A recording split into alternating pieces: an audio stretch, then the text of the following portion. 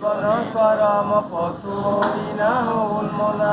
দুঃখে তব দেহ গড়া সুখ তব কল্পনা দুঃখে তব দেহ গড়া সুখ বা কল্পনা জীবনে পরম পথ হইনা উন্মনা জীবন করম পশু হইনা উন্মনা অসমান যায় শত অপমান ধরি যায়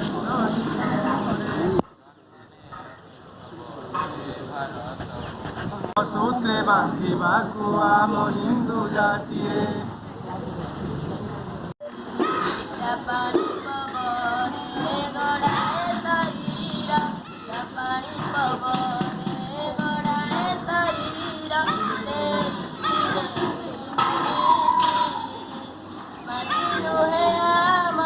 মাতৃভূমি তরগটু গরিয়সি হিমাଳୟ ଶିର ମୁକୁଟ ଯାହାର ସଦା ସିନ୍ଧୁ ଛିଞ୍ଚି ଯାଏ ଦାପୟର ସୁଜଳା ସୁଫଳା ଶସ୍ୟ ଶ୍ୟାମଳା ସୁଜଳା ସୁଫଳା ଶସ୍ୟ ଶ୍ୟାମଳା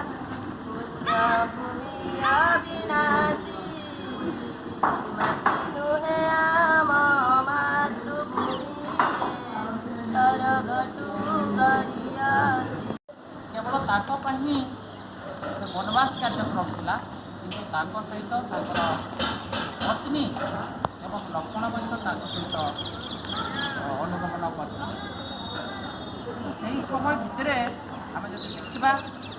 ଯେ ବହୁତ ଜନଜାତିଙ୍କ ସହିତ ସେ ମିଶିଛନ୍ତି।